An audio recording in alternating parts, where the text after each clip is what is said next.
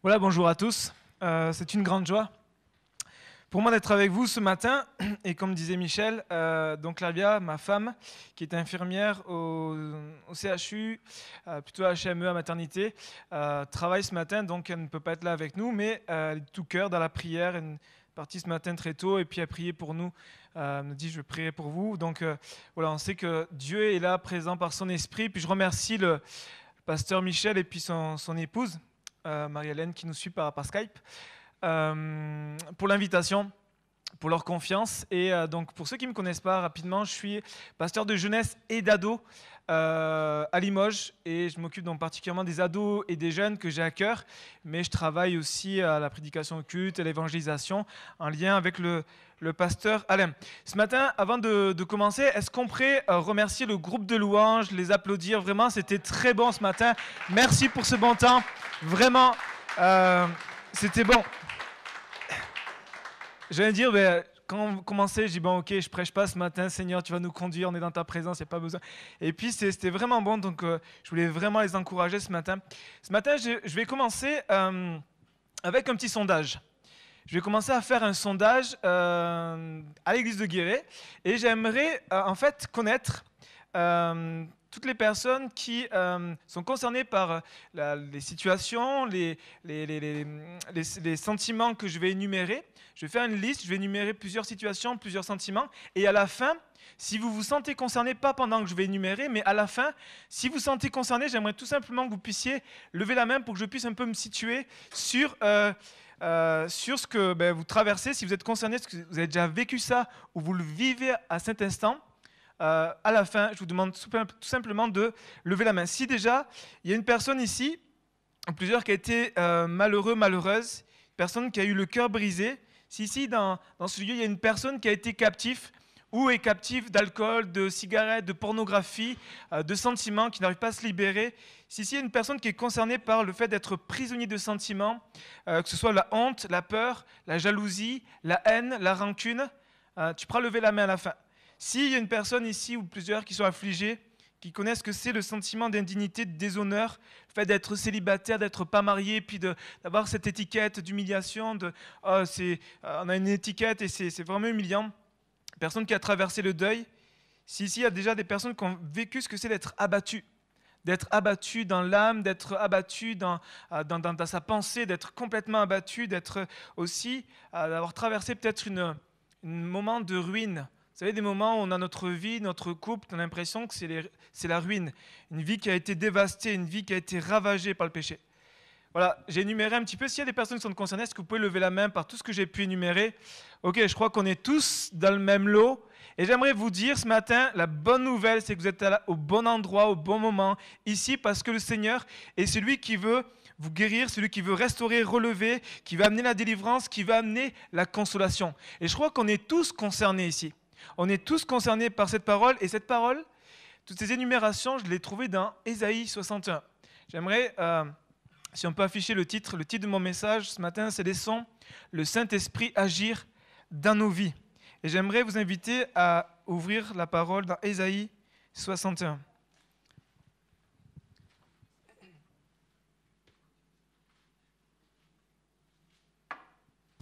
Ésaïe chapitre 61. Et on va lire les 4 premiers versets. Avant, j'aimerais tout simplement qu'on puisse prier. Seigneur, je prie ce matin pour ton onction. Je prie pour te demander l'assistance de ton esprit au-delà de mes difficultés, de mes faiblesses. Je prie pour que ta parole puisse percuter nos cœurs. Seigneur, nous voulons vraiment une parole d'en haut. Nous voulons une parole de Dieu qui va toucher nos cœurs, qui va résonner dans nos vies, qui va transformer. Ta parole nous dit que ta parole n'est pas liée, qu'elle est puissante pour agir, pour transformer. Seigneur, qu'elle est pleinement inspiré de Dieu pour transformer et reprendre nos vies. Seigneur, je prie ce matin pour une action de Dieu. Je prie pour que ton esprit ait toute la liberté d'agir comme il le veut au milieu de nous à travers ta parole, au nom de Jésus, Père. Amen. Amen. Vous y êtes, Ésaïe 61.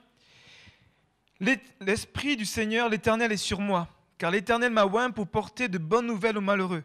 Il m'a envoyé pour guérir ceux qui ont le cœur brisé, pour proclamer aux captifs la liberté et aux prisonniers la délivrance, pour publier une année de grâce de l'Éternel et un jour de vengeance de notre Dieu, pour consoler tous les affligés, pour accorder aux affligés de Sion, pour leur donner un diadème au lieu de la cendre. Je m'arrête juste ici.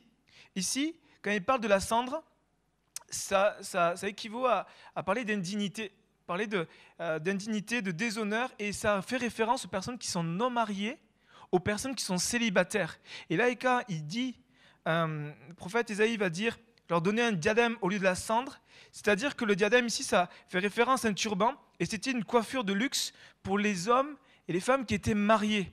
C'est-à-dire que le Seigneur, pour tous ceux qui sont célibataires, tous ceux qui le vivent, disant c'est une tare, c'est quelque chose qui est humiliant. Cette fin de semaine, je discutais avec un jeune adulte et il me disait, tu sais Rémi, j'ai 30 ans passés, j'ai plus de 30 ans et aujourd'hui c'est humiliant. Les gens se moquent de moi, mes collègues des boulots, ma famille aussi, ils ont des enfants et tout, et moi j'ai personne, je suis célibataire et c'est humiliant. Et le Seigneur est celui qui veut te dire ce matin, toi qui vis cette humiliation, qui vis cette étiquette qui va remplacer la cendre par un turban, par quelque chose de magnifique, quelque chose qui va t'embellir. Donc on reprend, c'était une petite parenthèse, toutes les personnes qui sont célibataires, une huile de joie, verset 3, au lieu du deuil, un vêtement de louange au lieu d'un esprit abattu, afin qu'on les appelle des térébintes de la justice, une plantation de l'Éternel pour servir à sa gloire. Ils rebâtiront sur d'anciennes ruines, ils relèveront d'antiques décombres, ils renouvelleront des villes ravagées, dévastées depuis longtemps. Amen. Quel programme! Quel beau programme que la parole de Dieu ici nous donne. Mais j'aimerais vous dire, mon frère, ma soeur, mes amis, que c'est plus qu'un programme. C'est l'action du Saint-Esprit qu'il veut faire en nous ce matin. Ce matin, mais dans toute la journée qui va continuer, cet après-midi, dans demain, après-demain de la semaine. Ça peut être aujourd'hui un temps où tu vas avoir un nouveau départ dans ta vie, où tu vas vraiment marcher avec le Saint-Esprit, comme on a eu hier ce temps où symboliquement on s'est tenu la main, dire Seigneur, on prend ta main, ce matin tu vas continuer à marcher avec main dans la main d'un Seigneur, mais avec son Esprit. Le Seigneur a ce désir de faire une œuvre en toi. Le Saint-Esprit, dans tout ce qu'on a lu, c'est ce qu'il veut faire. C'est ce qu'il veut faire en toi, mais écoute-moi bien, c'est ce qu'il va faire à travers toi. C'est ce qu'il va faire en toi dans ta vie, mais ensuite ce qu'il va faire à travers toi. Si tu peux nous mettre la prochaine diapo. J'aime ce que j'ai entendu un jour d'un prédicateur. Dieu forme, le diable déforme, l'homme réforme, mais Jésus transforme par le Saint-Esprit. Jésus transforme. Jésus ne fait pas du bricolage. Il ne prend pas ta vie qui est bousillée par le péché. Il va dire, bon, je vais faire du bricolage, je vais mettre du scotch un peu partout, et puis on va voir comment ça tient. Non, Jésus vient et transforme littéralement ce qui est cassé, ce qui est brisé. Alors que l'ennemi de nos âmes vient pour voler, vient pour détruire, vient pour égorger. J'aimerais te dire que le Seigneur, par son esprit, va t'amener à reprendre, va t'amener à reprendre ce qui t'a été volé, va t'amener à ce que tu puisses vraiment reprendre ce qui t'a été volé et puis que son œuvre en toi va être vraiment manifestée. Que les gens voient autour de toi qu'il y a quelque chose, qu'il y a une œuvre qui dépasse, qui n'est même pas de ton intellect, même pas de tes efforts, c'est une œuvre de l'esprit. Et ce matin, j'aimerais voir dans l'introduction 3 points importants avant d'aller plus loin. C'est que le Saint-Esprit est incontournable. J'aimerais te dire que le Saint-Esprit, l'Esprit de Dieu dans ta vie, ce n'est pas une option. Vous savez, les voitures, je prends telle option. Non, le Saint-Esprit, ce n'est pas une option. Je le prends pas. Non, c'est incontournable. Pas d'onction, pas d'action. Il y a dans un film, pas de bras, pas de chocolat. Ok ? Mais ici, pas d'onction, pas d'action. Pas d'onction, pas d'action. Tu ne peux pas aller faire quelque chose pour Dieu si tu n'as pas l'Esprit de Dieu, si tu n'as pas l'onction. Parce qu'il va arriver un moment où tu vas te décourager. Il va arriver un moment où tu vas te fatiguer. Il va arriver un moment où tu vas dire, voilà, c'est terminé. Et Jésus lui-même va proclamer cette parole qu'on a lu Isaïe 61 dans un temps bien particulier. On va lire dans Luc chapitre 4, versets 1 à 2. Il nous est dit, Jésus rempli du Saint-Esprit revint du Jourdain et il fut conduit par l'Esprit dans le désert, où il fut tenté par le diable pendant 40 jours. Il ne mangea rien durant ces jours-là et après qu'ils furent écoulés, il eut faim. Ici, Jésus sort de l'ombre. il va commencer son ministère et il va commencer son ministère par un acte d'obéissance, il va se faire baptiser. Lorsqu'il se fait baptiser au moment du baptême de Jésus, baptême d'eau, il y a l'Esprit qui descend sous une forme de colombe, d'accord? Et qu'est-ce qui se passe après? C'est que la Bible nous dit, Jésus, rempli du Saint-Esprit, revint du Jourdain, et il fut conduit par l'Esprit dans le désert. Dans le désert, on le sait, il va vivre 40 jours de jeûne, de prière, et puis il va être tenté par le diable. Et qu'est-ce qui va se passer? C'est qu'il va sortir, il va triompher de la tentation. Et au verset 14, il nous est dit, Jésus, revêtu de la puissance de l'Esprit, retourna en Galilée, et sa renommée se répandit dans tout le pays d'alentour. Ici, c'est très important. Jésus, il est rempli du Saint-Esprit, il va dans le désert, il sort du désert, il est revêtu de la puissance du Saint-Esprit. C'est-à-dire qu'il y a une dimension de plus. Et là, c'est quelque chose qui est très important pour nous, qui sommes chrétiens, qui marchons avec Dieu, qui voulons faire son œuvre, c'est qu'il faut être revêtu du Saint-Esprit pour se mettre en action. Là, c'est très important de réaliser que Jésus fait un focus sur l'importance de la vie de l'Esprit. Il dit, le Saint-Esprit, ce n'est pas quelque chose à négliger. Le Saint-Esprit dans ta vie, ce n'est pas quelque chose à mettre de côté. Il faut que tu ailles le chercher. Le chercher dans quoi? Dans la prière et dans le jeûne. Il faut que tu ailles le chercher. Et Jésus va dire, voilà, la parole qu'on vient de lire dans Ésaïe 61, c'est accompli. Jésus a accompli cette parole, il la lit, et puis il dit, voilà, cette parole que vous venez d'entendre aujourd'hui est accomplie. Mais avant qu'il a dit cette parole, il passe par le désert, et puis il sort du désert, il est revêtu de la puissance du Saint-Esprit, et une fois qu'il est revêtu de la puissance du Saint-Esprit, il va dire, l'Esprit du Seigneur est sur moi pour annoncer une bonne nouvelle heureuse, ce qu'on vient de lire. Il n'a pas annoncé comme ça, il a avant tout été rempli de la puissance de Dieu pour proclamer cette parole. Et il a accompli cette parole, et aujourd'hui, il veut que cette parole puisse continuer à se manifester et à s'accomplir à travers nous. Vous imaginez? Écoutez-moi une minute. C'est que là, Jésus est en train de nous responsabiliser, de dire, il faut que tu fasses l'œuvre que j'ai commencée. Il faut que tu continues cette œuvre par le Saint-Esprit. Je vais me servir de toi. Mais pour ça, il faut que tu sois pleinement rempli du Saint-Esprit. Le Saint-Esprit, mon deuxième point, c'est une promesse que Dieu nous a faite. Amen. C'est une promesse. Acte 1, verset 4. Alors qu'ils se trouvaient à leur compagnie, il leur recommanda de ne pas s'éloigner de Jérusalem, mais d'attendre ce que le Père avait promis. Ce que je vous annonçais, leur dit-il, car Jean a baptisé d'eau, mais vous, dans peu de jours, vous serez baptisés du Saint-Esprit. Deuxième point ici, c'est que le Saint-Esprit est incontournable.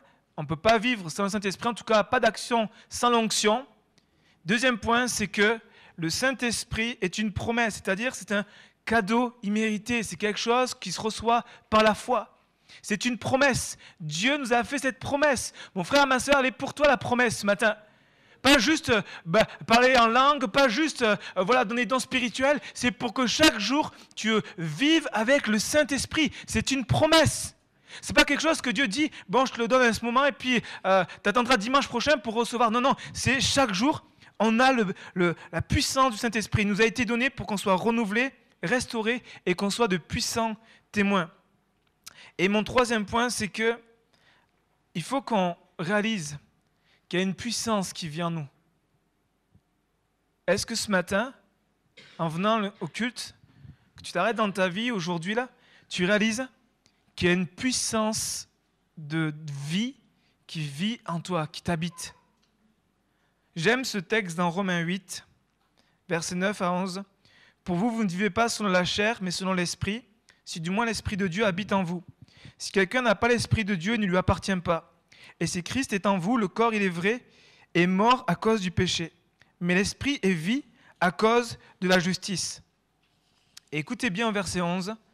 Et si l'Esprit de celui qui a ressuscité Jésus d'entre les morts habite en vous, celui qui a ressuscité Christ d'entre les morts rendra aussi la vie à vos corps mortels par son Esprit qui habite en vous.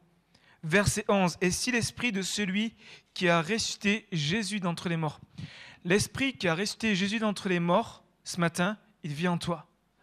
Est-ce qu'on imagine, 2 minutes, que nous qui sommes maladroits, nous qui sommes avec plein de défauts, nous qui sommes des fois mauvais, nous qui sommes des fois bancals, on a la richesse, la puissance de Dieu qui vit en nous. Vous imaginez? Est-ce que tu peux préparer la vidéo? J'ai une vidéo qui va illustrer vraiment mon point. Mais avant de mettre cette vidéo, j'aimerais vraiment qu'on puisse s'arrêter quelques minutes en se disant, mais c'est vrai, l'Esprit qui a ressuscité Jésus-Christ d'entre les morts, cet Esprit-là qui a ressuscité Christ d'entre les morts, qui le troisième jour l'a fait ressusciter, cet Esprit même, le même Esprit, la même puissance, la même onction, la même vie habite en nous. Habite en nous. Et là, j'ai une illustration. Si tu peux nous mettre la vidéo. C'est une vidéo, c'est une petite partie du JT qui nous parle du trésor qu'on peut avoir dans nos vies, mais qu'on néglige, ou même pire, qu'on peut oublier.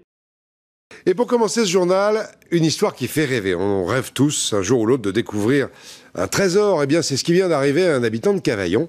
En arrachant un arbre, il a trouvé en dessous un trésor de 303 pièces datant de l'époque romaine. Il y en aurait pour 150 000 € à Cavaillon.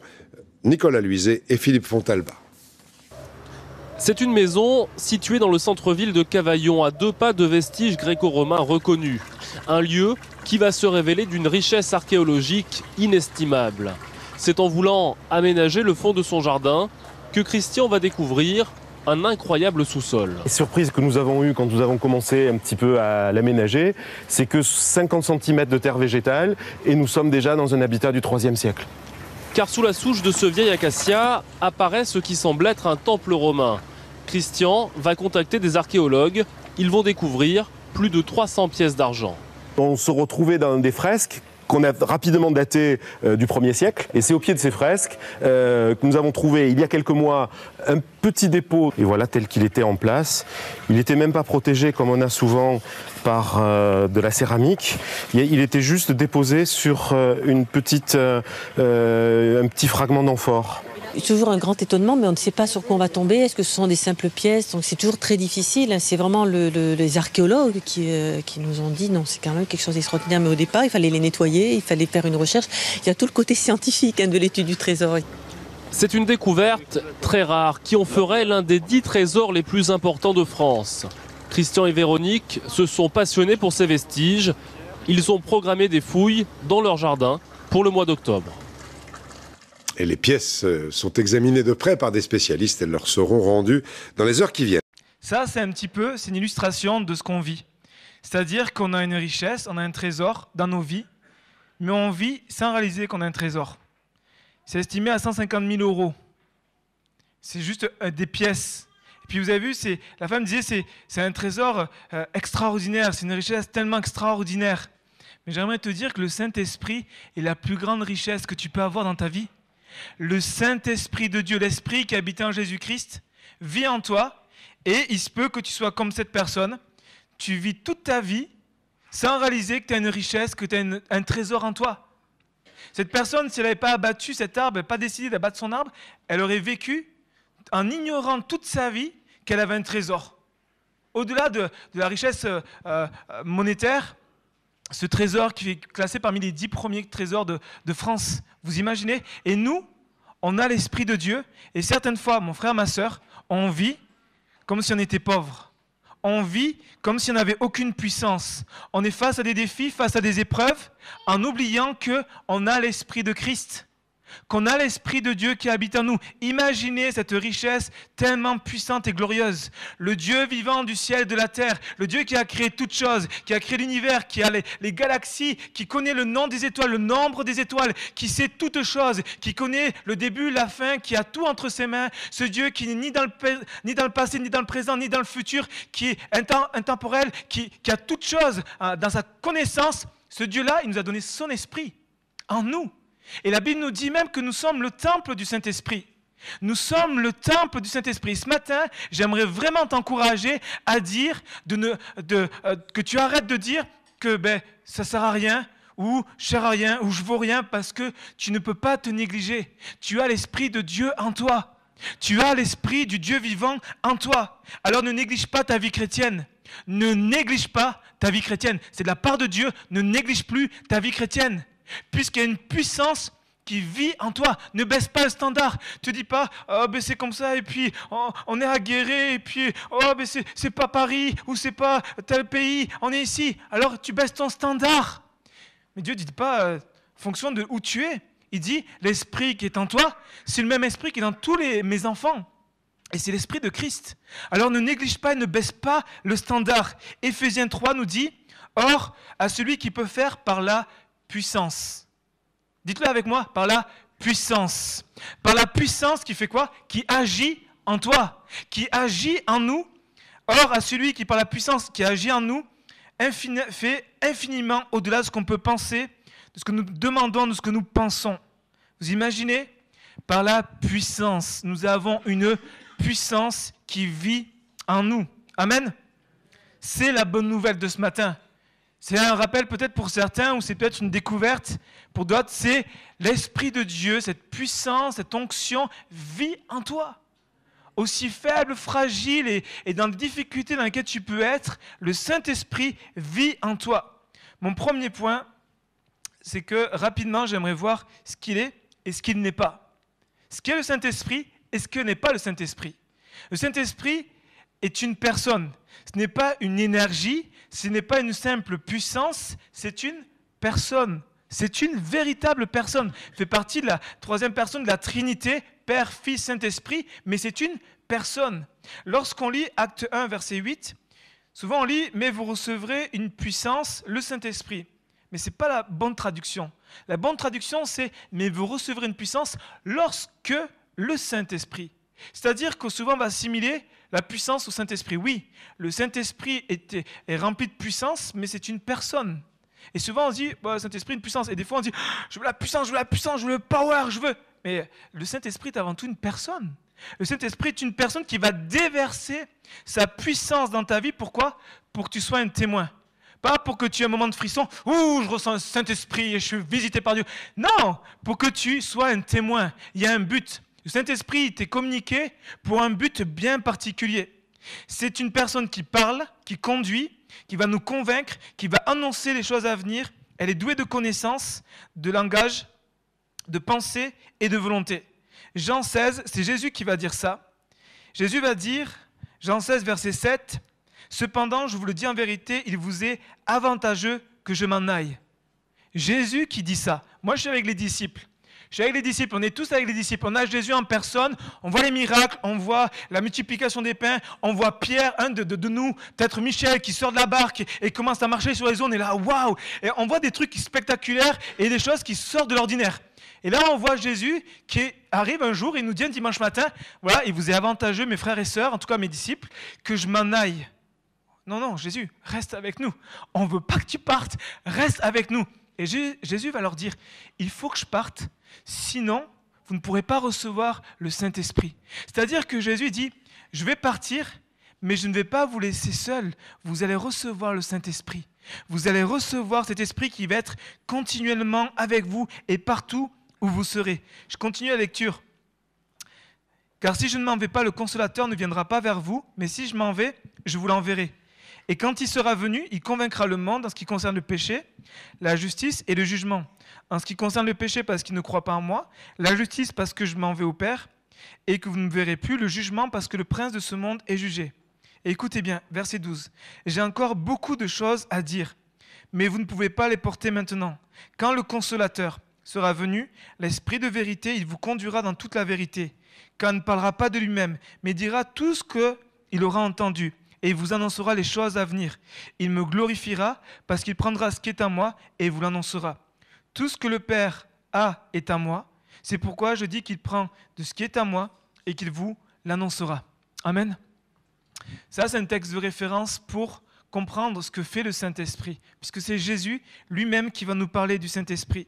Première chose que j'aimerais dire, c'est que c'est le consolateur. Ici, le consolateur, c'est traduit par le paraklétos, un avocat, un consolateur, celui qui plaide la cause de notre, celui qui est convoqué, appelé aux côtés, appelé à l'aide. Okay? Je sais qu'il y a des enfants, j'aimerais donner une illustration pour les enfants, ce n'était pas prévu. Tu peux venir avec moi? Viens devant moi. Est-ce qu'on peut l'applaudir? C'est un courageux. C'est quoi ton prénom? Ok. Alors, ce jeune garçon, ok, il est chrétien, il aime Jésus de tout son cœur. Il aime vraiment Jésus, il aime venir à l'église et il pousse sa maman pour dire « Allez maman, on va à l'église » et tout ça. Et ce jeune garçon, il se retrouve dans son école, d'accord? Il se retrouve dans son école. Là, quand il nous est dit que sera un consolateur, le Paraklétos. Il est appelé aux côtés d'eux. C'est-à-dire que le Saint-Esprit, Dieu l'a convoqué pour que, c'est le chrétien, on imagine, je suis le Saint-Esprit, et Saint-Esprit a été appelé pour être à ses côtés. C'est-à-dire que partout où il va, vas-y, déplace-toi. Voilà, je le suis. Tu recules, je le suis. Tu vas à droite, c'est là, je le suis. Tu vas à gauche, hop, je le suis. D'accord? Et je suis le Saint-Esprit. Le Saint-Esprit a été appelé, a été convoqué par Dieu pour être à nos côtés. Pour être à nos côtés, mais pas juste pour être à nos côtés, pour nous défendre, pour être notre avocat. Lorsqu'il commence à avoir des pensées négatives, que l'ennemi vient dire le condamner ou vient l'accuser, le Saint-Esprit vient pour le consoler et vient pour le défendre. Et toi, quand tu seras au collège, quand tu seras dans ton école, lundi, mardi, mercredi, n'oublie pas qu'il y a le Saint-Esprit qui est avec toi. Tu n'es pas seul. Les enfants, quand vous allez à l'école, le Saint-Esprit est avec vous. Le Saint-Esprit est à vos côtés. Quand tu as un copain qui veut te faire la misère, quand on t'insulte, quand on commence et que tu veux te bagarrer, non, ne te bagarre pas. Mais laisse le Saint-Esprit. Dis, Saint-Esprit, viens à mon aide. Saint-Esprit, tu as la promesse, viens à mon aide. Et le Saint-Esprit viendra avec toi et avec chacun d'entre vous. Amen. Est-ce qu'on peut le remercier? Merci. Le Saint-Esprit est avec toi, veut agir en toi et à travers toi. Une des choses aussi qui est importante, c'est que, si tu peux revenir, voilà, non, reste ici, verset 14. Une chose très importante, Jésus va dire, quand le Saint-Esprit sera venu, il va faire une chose, il va me glorifier. Ça, pour moi, c'est quelque chose de fondamental avec le Saint-Esprit.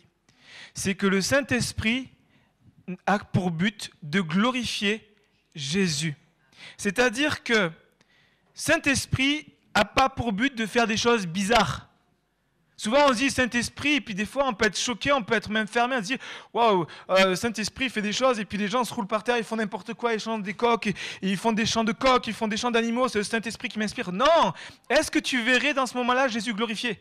Est-ce que tu verrais Jésus faire des choses pareilles? Il faut que le Saint-Esprit, lorsqu'il se manifeste, glorifie Jésus. S'il commence à faire des choses bizarres, c'est que la personne, le canal qui est humain, est un peu bizarre. Il faut comprendre, et certaines fois on peut être fermé à l'action du Saint-Esprit parce qu'on a vu des manifestations du Saint-Esprit qui étaient complètement bizarres. Alors que le Saint-Esprit a pour but de glorifier Jésus. Donc j'aimerais te dire, quand tu veux savoir si c'est du Saint-Esprit ou pas, pose-toi la question, est-ce que ça glorifie Jésus?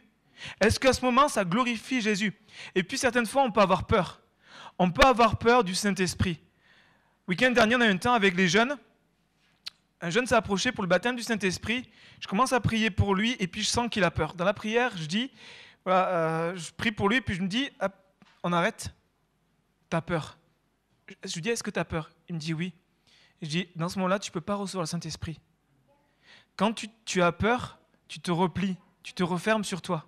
Alors que le Saint-Esprit vient dans des cœurs ouverts. Le Saint-Esprit ne vient pas forcer la porte, il ne vient pas dire je suis la puissance et puis tu vas être rempli de moi et puis tu vas commencer à être au-dessus de la terre et puis à faire des trucs bizarres. Non, si tu as peur, le Saint-Esprit ne viendra pas parce que tu vas te replier alors que le Saint-Esprit attend une pleine ouverture de ton cœur. Amen. Le Saint-Esprit, c'est bien plus qu'une émotion. Amen. Souvent, on s'attend à se dire Saint-Esprit, je veux le recevoir et puis je veux vivre l'émotion que j'ai vécue. Et certaines fois, on pense que le Saint-Esprit va venir comme quand on a été visité. Il y a un temps de visitation, un temps on a pleuré, on a été touché, un dimanche, à une réunion, un rassemblement, et puis on s'attend à ce que le Saint-Esprit fasse la même chose. Non. Le Saint-Esprit ne va pas faire du réchauffé. Dieu ne va pas nous apporter du réchauffé. Tiens, ce que tu as mangé il y a 2 ans, 3 ans, je te le ramène. Non, non. Dieu est celui qui renouvelle. L'onction se renouvelle et elle ne s'imite pas. C'est pas une ambiance, le Saint-Esprit. C'est pas dire, allez, on va faire et puis on va sentir le Saint-Esprit. On peut le sentir, mais il ne faut pas se dire, si je ressens rien, c'est-à-dire que le Saint-Esprit n'est pas là. Non, le Saint-Esprit est bien plus qu'une émotion. Le Saint-Esprit ne va pas non plus amener une nouvelle révélation, ne va pas commencer avec des dons spirituels et puis amener des nouvelles révélations qui n'est pas en accord avec la parole. Il faut que le Saint-Esprit soit toujours en accord avec la parole de Dieu. Et je termine ce point en disant que le Saint-Esprit peut être outragé. Le Saint-Esprit on peut lui résister. Le Saint-Esprit, on peut le tenter. On peut même lui mentir. Ananias et Saphira ont menti au Saint-Esprit. Et on peut même attrister le Saint-Esprit. Le Saint-Esprit est une personne qui est précieuse pour nous. Mais mon frère, ma sœur, j'aimerais te dire que c'est très important. Attention à ne pas attrister le Saint-Esprit. On peut l'attrister. Et lorsqu'il est attristé, il n'y a plus d'action, il n'y a plus de vie, il n'y a plus rien. Parce qu'on l'attriste. Et dans Éphésiens, il y a l'apôtre Paul qui va parler de ce moment d'attrister le Saint-Esprit, mais juste avant, il va exhorter l'Église. Il va dire, ne marchez plus comme des personnes qui ne connaissent pas Dieu. Ne marchez plus avec vos raisonnements qui sont, dans lesquels c'est vide. Et il va expliquer, dire, mais à partir du moment où vous commencez à vous endurcir de cœur, il va se provoquer plusieurs choses. Et regardez bien le processus. Tu t'endurcis du cœur, ça va te conduire à l'ignorance, cette ignorance va te conduire à l'obscurcissement de tes pensées, de ton intelligence, qui va créer des pensées vaines, et résultat, tu es étranger à la vie de Dieu. Mais si on revient au début, endurcissement de cœur. L'endurcissement de cœur provoque quoi? Tu deviens étranger à la vie de Dieu. Oh, il n'y a pas plus grave situation qu'être étranger pour un chrétien à la vie de Dieu. Dire, je suis étranger, je ne connais plus, je ne sais plus. Le Seigneur, il désire une chose, c'est que non, tu ne sois pas étranger, étrangère à la vie de Dieu, mais que tu sois dans la plénitude du Saint-Esprit. Amen. On va lire Éphésiens, chapitre 4, verset 25. Verset 25 à 32.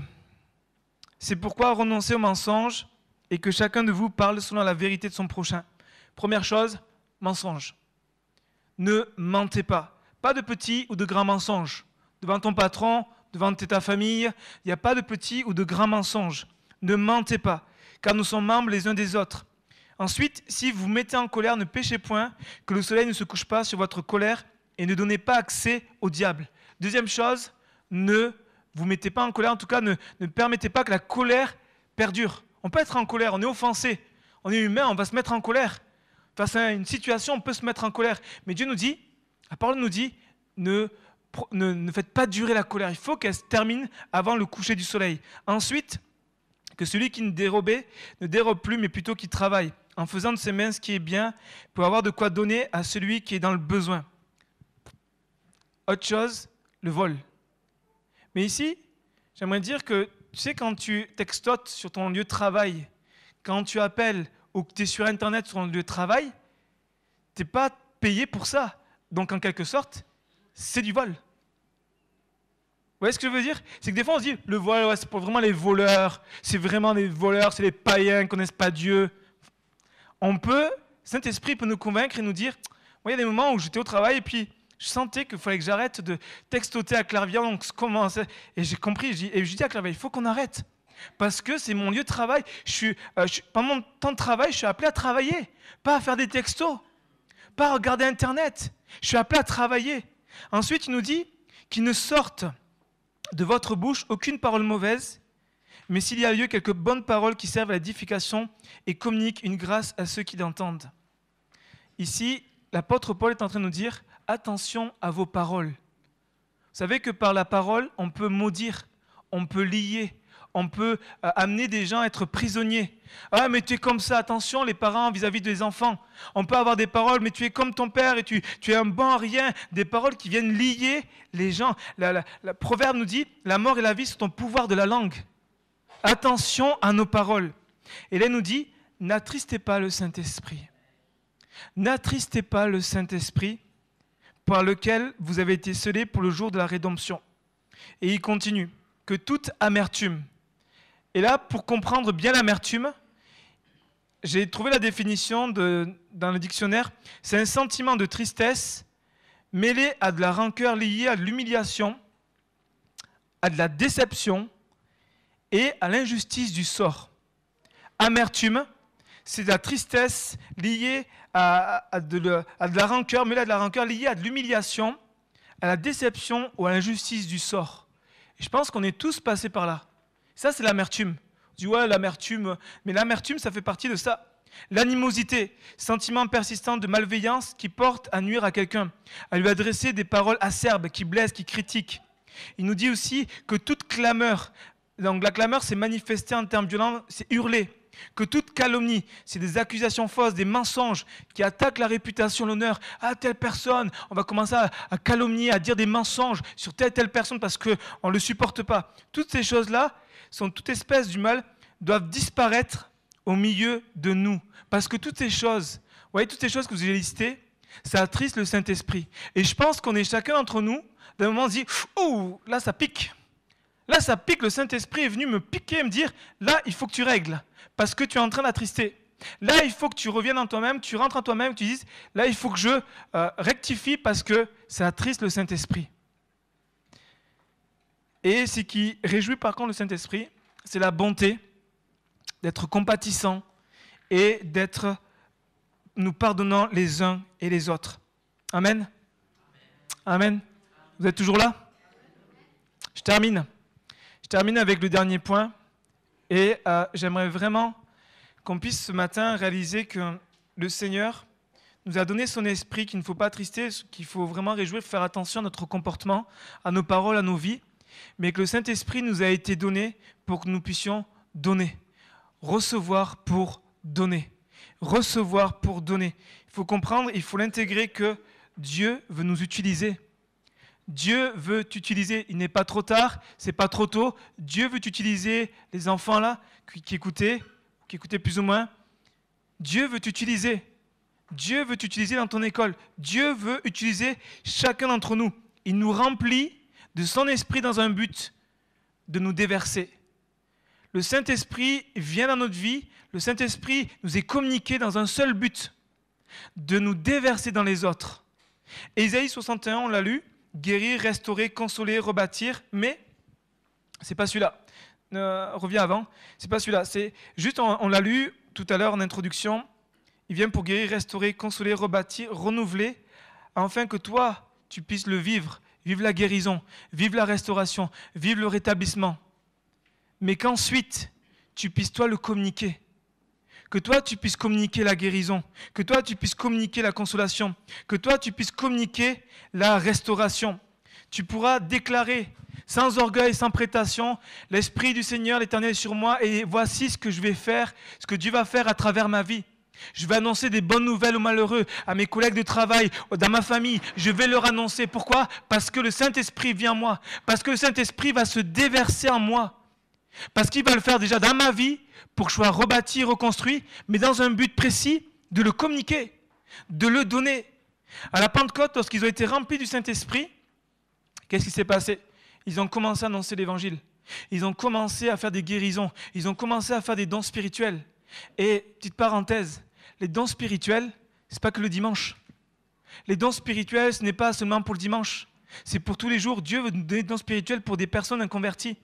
Dans l'utilité de commune, dans le but d'édifier, mais c'est pour les autres. C'est pour les autres. J'aimerais te dire que si tu es centré sur toi-même, le Saint-Esprit ne pourra pas agir. Si tu as un focus sur toi, ton problème, ta difficulté, ta souffrance, le Saint-Esprit ne pourra pas agir. Il va faire une œuvre en toi, mais il y a un moment où tu vas demander son esprit, il va dire, mais ce que moi je t'ai communiqué, c'est pour que tu le déverses. Ce que moi je t'ai communiqué, c'est pour que tu le communiques aux autres.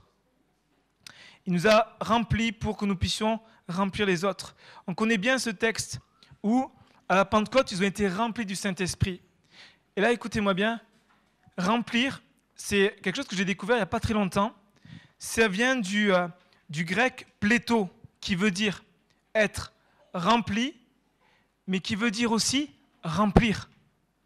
Quand la Bible dit « ils furent remplis du Saint-Esprit », c'est-à-dire ils ont été remplis, mais aussi pour remplir. Donc quand tu dis « Saint-Esprit, remplis-moi », si tu n'as pas l'objectif de remplir les autres, le Saint-Esprit va te donner peut-être une petite goutte, mais il ne va pas déverser l'onction, la plénitude du Saint-Esprit, parce que son but c'est de remplir, te remplir pour que tu remplisses. Et c'est exactement ce que les disciples ont vécu. C'est qu'il est important que tu reçoives pour donner. Et je crois réellement ce matin, je termine avec ça, si un groupe de louanges peut revenir.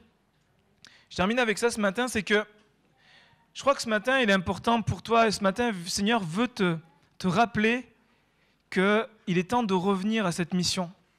Revenir à cette mission de remplir les autres, de donner. Cette mission qui t'a été confiée d'annoncer la bonne nouvelle, Cette mission qui a été confiée de guérir ceux qui ont le cœur brisé. Cette mission qui t'a été donnée de donner la consolation, d'apporter la restauration. Pas parce que tu es quelqu'un de particulier. On est tous au même niveau. Ce n'est pas uniquement l'affaire de pasteurs, de responsables. C'est l'affaire de chacune des personnes qui ont donné sa vie à Jésus-Christ. Le Seigneur veut venir te visiter ce matin, veut te guérir, te restaurer, te renouveler pour que toi, ensuite, tu puisses faire l'œuvre. Ce matin, on a tous levé les mains. On est tous concernés ce matin, on est d'accord ? Ça veut dire que ce matin, on va prendre du temps pour chercher le Saint-Esprit dans un seul but. Qu'il vienne nous remplir, nous guérir, nous restaurer, nous délivrer, qu'il vienne apaiser ton âme, mais pas pour que tu restes comme ça. Que tu puisses le communiquer autour de toi. Tu puisses le donner autour de toi. Et Isaïe 61, verset 3, si tu peux afficher le dernier verset, afin qu'on t'appelle térébin de la justice, une plantation de l'Éternel pour servir à sa gloire. Voici, mon frère, ma soeur, le programme de Dieu pour ta vie.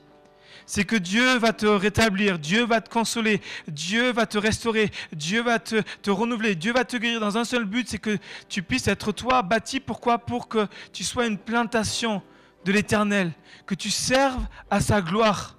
Que tu sois un arbre fort, un arbre qui va planter ses racines dans la parole de Dieu, dans la vie de Dieu, et que tes fruits vont s'étendre, que tes branches vont s'étendre et que les gens vont goûter ton fruit et vont dire c'est bon quand je viens avec toi, quand je t'entends parler, quand je prends un temps d'échange avec toi, un moment avec toi, je te goûte et je trouve ça bon.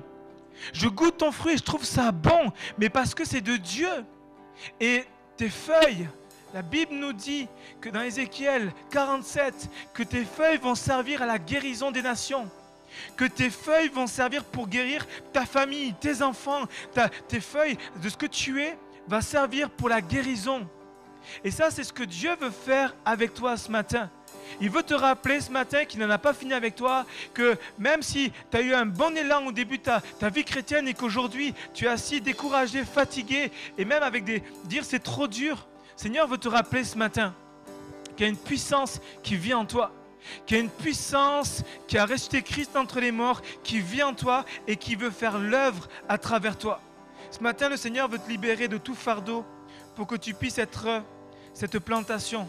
Tu puisses être cette térébinthe de la justice, cet arbre planté qui va porter du fruit en abondance, qui va communiquer le fruit, qui va dire tiens, goûte à tous les gens de guérir, à toutes les personnes de ton entourage, ton voisinage, les personnes qui sont autour de toi, dire Seigneur, sers-toi de moi. Viens guérir, viens restaurer, viens rebâtir, viens renouveler, viens reconstruire ce qui a été mis en ruine par le péché, par l'iniquité, par les pensées de l'ennemi. Mais Seigneur, sers-toi de moi. Ce matin, que je puisse avoir l'onction pour, Seigneur, parler de toi, pour témoigner, pour faire des actes qui vont te glorifier. Ce matin, j'aimerais vous inviter à un temps de prière.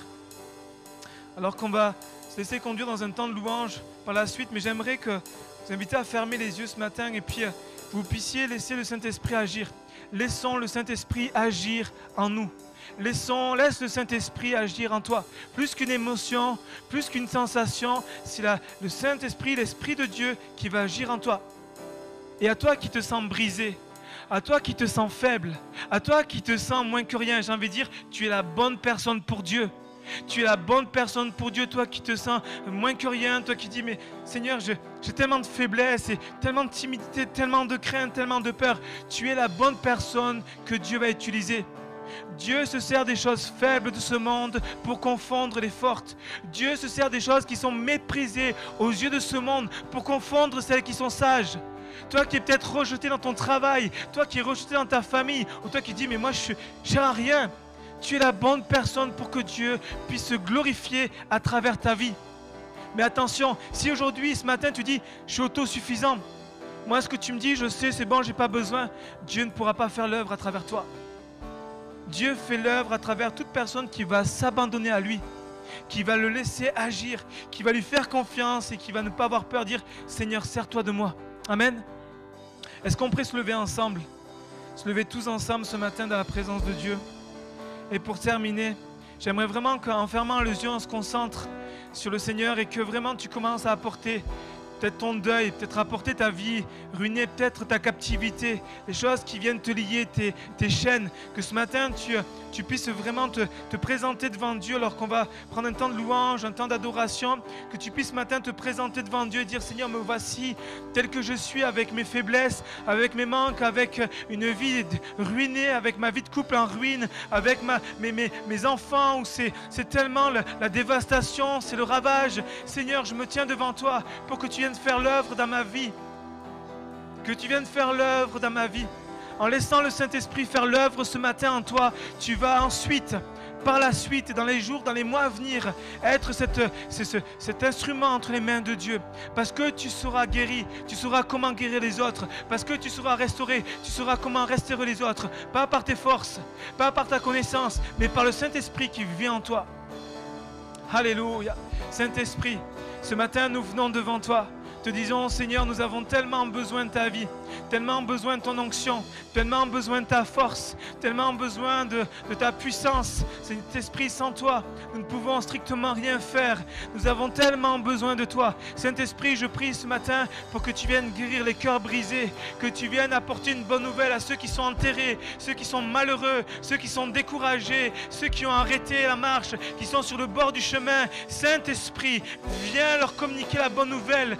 Ranime l'espérance, ranime la foi, ranime le feu, ranime la passion, que tout ce qui a été, Seigneur, enterré par les mensonges de l'ennemi, tout ce qui est lié par les mensonges de l'ennemi, trouve la liberté ce matin.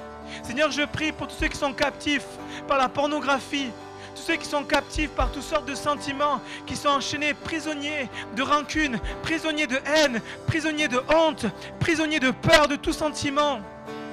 Je prie ce matin pour que tu libères. Seigneur, que tu libères par la puissance de ton nom, Jésus.